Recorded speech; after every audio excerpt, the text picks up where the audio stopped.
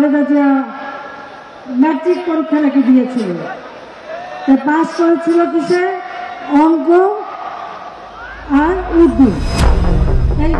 যেই হাসিনা বরাবরই হাসি তামাশায় মগ্ন ছিলেন সাবেক 3 বারের প্রধানমন্ত্রী খালেদা জিয়ার ডিগ্রি নিয়ে, আর এবারে সেই হাসিনার বিরুদ্ধেই এলো বিদেশি বিশ্ববিদ্যালয় থেকে অর্থের বিনিময়ে ডিগ্রি নেওয়ার অভিযোগ জানিয়ে অনুসন্ধান করবে দুর্নীতি দমন কমিশন।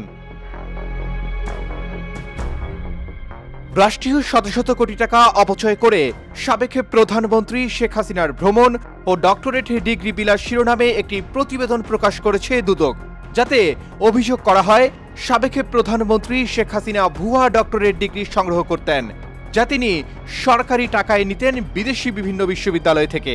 আর তার রাষ্ট্রের শত শত কোটি টাকা অপচয়ে বিদেশ ভ্রমণের বিষয়ে নজর রাখছে দুদক।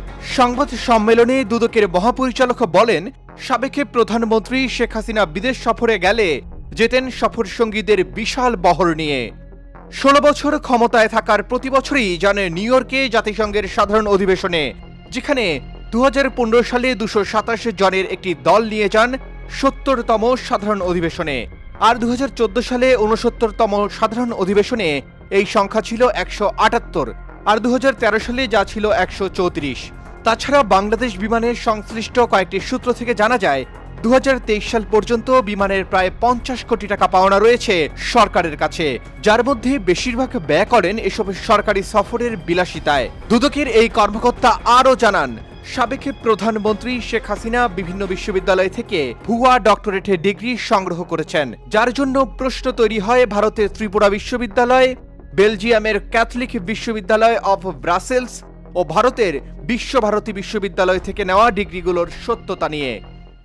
শেখ হাসিনা বিদেশ ভ্রমণ এবং জাতীয় স্বার্থের পরিপন্থী চুক্তির বিনিময়ে 3টি বিশ্ববিদ্যালয়, ভারতের ত্রিপুরা বিশ্ববিদ্যালয়, বেলজিয়ামের ক্যাথলিক বিশ্ববিদ্যালয় অফ ব্রাসেলস, ভারতের বিশ্বভারতী বিশ্ববিদ্যালয় থেকে ডক্টরেট ডিগ্রি অর্জনের অভিযোগের প্রেক্ষিতে গোয়েন্দা তথ্য অনুসন্ধানে করা হয়েছে এবং গোয়েন্দা তথ্যের ভিত্তিতে এই বিষয়ে প্রকাশ্য অনুসন্ধানের সিদ্ধান্ত গৃহীত হয়েছে। প্রকাশিত প্রতিবেদনের তথ্য মতে গোয়েন্দা সূত্রে প্রাপ্ত তথ্যের প্রেক্ষিতে দুর্নীতি দমন কমিশন কর্তৃক প্রকাশ্য অনুসন্ধানের সিদ্ধান্ত নেয়।